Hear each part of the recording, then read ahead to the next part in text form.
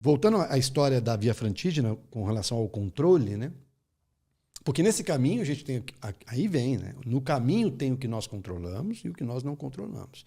Se você foca nesse caminho, né, só em coisas que você não tem controle, o que você vai fazer? Você vai passar o caminho sofrendo, velho. Ou se vitimizando da situação, porque você vai se entregar a responsabilidade para o outro, pô. Ou para outra circunstância, ou para outra pessoa, ou para outro processo, que não seja você. E aí é fácil você entregar, você tem que ter culhão para poder encarar tudo, entendeu? E encarar tudo é voltar os olhos e a energia para aquilo que você pode encarar, o que você pode mudar. O resto são circunstâncias que vão chegar até você que vai trazer ensinamento. Tá? E que você precisa desse ensinamento. Mas seguindo o caminho, em cima daquilo que você pode ir controlando, é ótimo, cara. É perfeito. Na Via Frantígena, por exemplo, eu esperava muito chegar, foram 6 regiões, eu esperava chegar na Toscana, que para nós brasileiros, em termos turísticos, é a mais famosa, justamente pela beleza do lugar. Então eu esperava fotografar a Toscana da mesma forma que eu via no tela de computador, na revista de viagem, era a minha ambição. Então eu criei uma expectativa grande. Deixou de ser só o farol, passou a ser tudo. A expectativa era aquilo. E o que aconteceu? Quando eu entrei na Toscana, peguei um pouco de sol, mas logo começou a chover. E uma chuva, um dia após o outro chovendo. Chuva, difícil tirar foto, difícil tirar a câmera da mochila. A caminhada fica muito mais desgastante. E foram vários dias chovendo. Mas chovendo mesmo. De início ao fim do dia chovendo. Horas mais fracas, horas mais fortes, estiava um pouco. E aí eu fui ficando muito ansioso, cara, que eu falei, cara, eu não estou conseguindo fotografar. Eu tenho um livro para entregar. Como é que eu vou fazer? Cara, eu não tenho controle sobre a chuva. Eu não viro, apesar de estar indo para o Vaticano, pedir para, né, São Pedro, São Paulo, fecha a torneira, velho. Deixa eu caminhar aqui no sol, preciso fotografar o meu livro. Eu não tenho esse poder. Eu tenho que lidar com a chuva. E aí eu pensei, cara, eu estou vivendo um excesso do outro e menos de mim. Como assim? Porque eu estou querendo fotografar para você ver. Entendi. Para o que vai para o livro e para quem vai ler o livro. E eu estava deixando de viver o que eu estava passando ali. E a chuva já te traz uma situação de mais acolhimento, de mais... Você começa a encolher, e encolhimento também, você começa a encolher em si. A chuva te fecha. Eu falei, cara, eu vou aproveitar essa oportunidade de chuva e eu vou trazer a caminhada para mim. Eu vou tirar dessa experiência da chuva, lidar com essa ansiedade, lidar com essa busca por resultado do livro, tratar isso internamente e contemplar o que eu estou vivendo aqui com chuva, porque a chuva tem algo a me mostrar. Ela não veio para mim à toa. E aí eu realmente comecei a trabalhar isso. E aí o caminho se faz caminhando. Outro insight surgiu. Por que não fotografar, quando der, a Toscana do jeito que você está vendo? Por que não fazer a mais bonita fotografia com a Toscana com chuva? Já que você está com uma expectativa de tardes ensolaradas e colinas brilhantes, sombras, não sei o quê, faz ela com chuva. E aí eu comecei a virar a chave e buscar o meu olhar para a beleza que aquilo estava me apresentando. Não só para a minha experiência em si, que eu já estava me adaptando, mas também no que eu estava vendo. Falei, cara, dá para fotografar aqui. Olha que bacana. Vou fazer uma foto foda aqui. E aí eu fotografei com chuva. Eu não tinha controle com relação à chuva, mas eu tinha controle como eu olho para a chuva ou como eu lido com ela. E eu preferi não, porque eu podia chegar aqui e falar, cara, não deu para fotografar a Toscana. Tava chovendo pra caralho, não deu. Eu tinha desculpa. Ou ir no outro dia fotografar fake. Não seria exatamente... Sim. A fotografia documental, ela é isso, né? É o que está vivendo ali, é o calor do momento, a experiência viva, é isso que está acontecendo. Então, deve ser fotografado. E a ideia não era voltar lá para fotografar, né, com sol, porque não foi aquela experiência que eu vivi. Mas, né, pode ser que tenha pessoas que tenham esse viés. E tá tudo bem, porque às vezes eles foram fotografar a Toscana, não tem esse ambiente de fotografar a experiência, né? Então tá tudo tranquilo. Eu não podia sucumbir ao fato de estar chovendo e não fazer nada, não tirar proveito daquela lição que estava se apresentando para mim. E dessa lição, o que você aprendeu dela, assim? Como que você aplica isso no seu dia? Tudo na vida, cara, tem várias formas de você olhar a coisa. Você está com um problema aqui, vamos resolver esse problema como? Não engessado naquela solução que está errada, que não está tendo solução, aquela solução que não está dando certo. Quais são as outras possibilidades? O que desse problema você fala, aqui não tem como eu fazer nada. Aqui eu tenho que aceitar e ver como que isso reflete em mim, ou naquilo que está se refletindo. Isso não. Isso aqui eu posso mudar. Como que eu posso mudar? Agindo assim, mudando na minha forma, porque senão a gente fica engessado numa situação e não muda. Vou te dar outro exemplo. 2018 eu lancei esse livro da Frantígena, 2017 foi o Caminho de Santiago, meu projeto Caminhos Peregrinos. A ideia é percorrer 5 caminhos sagrados no mundo dentro desse projeto. Eu já fiz outros caminhos, mas nesse projeto são 5. Começa pelo Caminho de Santiago, fiz 2017, 850 quilômetros em 28 dias. Via Frantígena, na Itália, 1.100 quilômetros em 35 dias.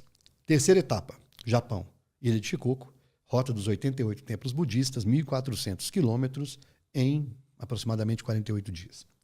Quarto caminho, Marcha do Sal, caminho percorrido por Gandhi, 450 quilômetros, percorridos talvez em 17 dias, mais ou menos. Quinto caminho, 1.250 quilômetros, caminho de Abraão no Oriente Médio. Passa por alguns países ali do Oriente Médio, totaliza 5.000 quilômetros. Esse é o projeto.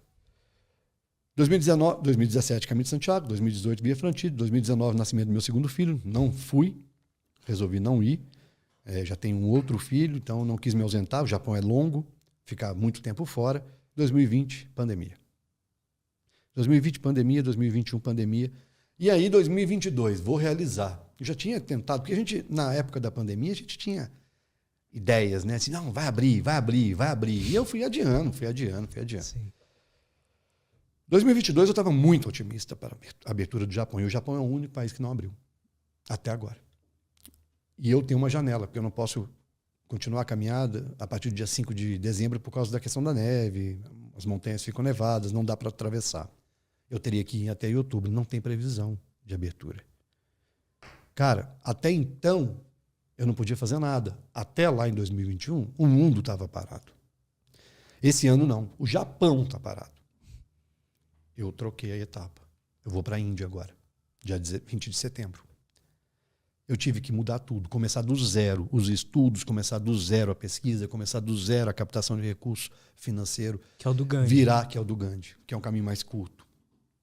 Eu mudei, passei ele para terceiro, porque eu consigo ir para a Índia. Já até comprei passagem, estou indo agora dia 20. Então, e tudo bem. O problema se tornou o Japão. Então, que não tenha Japão, pô. O que tem? Tem a Índia. É possível? Bom, vamos tentar. Ou seja, eu busquei porque senão fica Japão. Se o Japão abrir em 2030, eu só vou para o Japão em 2030. E aí os outros ficam esperando para 2031, 2032. Não tem lógica, você está entendendo? Então, o que a gente tem que fazer? Sair daquilo, tirar o olhar daquilo que não é nosso, não é controle nosso, tentar tirar o olhar que eu falo de mudar aquilo que a gente não consegue mudar e aceitar aquilo que a gente não consegue mudar e buscar novas perspectivas por aquilo que a gente tem no controle, que a gente pode mudar. Então, o que eu posso fazer com relação a isso? Onde é que está parado? Quais são as soluções existentes, a não ser essa que eu estou tentando e não está dando certo? É isso. Na prática é isso. É parar, é sentar a bunda e tentar resolver. Porque, como eu faço isso na prática? Né? As pessoas às vezes falam, mas é tão difícil, tão complicado. Cara, é porque você não sentou, cara, para pensar. Ou caminhou, né? Para pensar. Então você tem que pegar e falar, cara, eu preciso sair dessa, Bill, eu preciso dar um jeito. Tá? Que todos os meus projetos, todos os meus países que eu tinha pela frente estivessem fechados. Cara, então bola outro projeto, faz outra coisa. Não O que não foi o caso. Eu não pensei em outras coisas. Eu pensei nesse caminho. E esse caminho eu consegui executar porque eu tinha controle sobre ele. A Índia está aberta. Quer dizer, semi-controle. Eu precisava de informações. E aí eu tive pessoas que foram me ajudando. E ainda estou em busca de captação de recurso. Ainda não tenho recurso para poder fazer. Mas já começou a aparecer as possibilidades. E eu falei, a partir do momento que eu consigo o primeiro recurso, eu compro a passagem. Depois a gente vê como é que dá. Tem que ter culhão também. Eu encarei, falei, vamos ver. E estou enfrentando e estou esperando que as coisas funcionem. E espero que funcione. Mas tinha um porquê da ordem? Na verdade, tinha. E, na verdade, o caminho 4, ele era a rota de misericórdia, que era para a Polônia, mas eu nunca... Ele parece que foi meio que enxertado ali para poder dar os 5.000 quilômetros. Aí eu não estava nunca satisfeito com aquilo, sabe? Falei, cara, eu precisava de... Porque a minha ideia era mesclar culturas. Então, eu começo pelo conhecido, que é o itinerário cristão, que é o Caminho de Santiago e Via Frontigena, vou para um budista, um hindu, e depois eu passo por um que é muçulmano, cristão e judeu. Então a ideia era mesclar isso. Ter uma experiência que mesclasse culturas, filosofias, religiões diferenciadas, história diferenciada, entendeu? Mas que fosse sendo construído isso. Eu não pego o primeiro e vou lá para o Oriente Médio para dar uma louca não, eu vou construindo.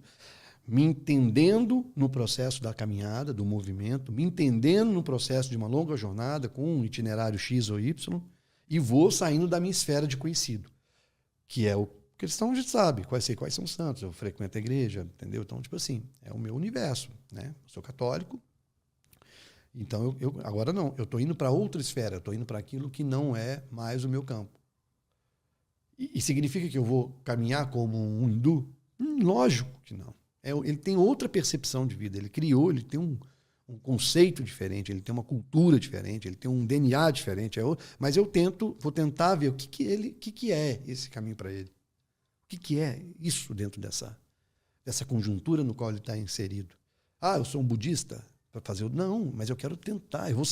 Vai ser como um budista? Nunca. Nunca vou conseguir fazer a caminhada do Japão como um japonês budista, que não tem lógica, porque eu estou no outro contexto, mas eu quero sentir aquilo. Quero tentar me aproximar um pouco mais do que o que ele, né, sente fazendo uma caminhada dessa. Total. E aí eu quero tentar diminuir essa distância, entendeu? E ver como que é esse universo. Então as ordens foram assim. E aí no momento, eu resolvi trocar. Eu tive conhecimento da Marcha do Sal, que além de ser peregrinação por causa de Gandhi, ela tem uma questão muito forte política. Gandhi percorreu esse caminho em protesto. Então, falei, cara, é esse que eu vou. E aí, sabe quando você sente que é aquele caminho? Eu falei, cara, o quarto caminho é o Gandhi. E olha que louco, né?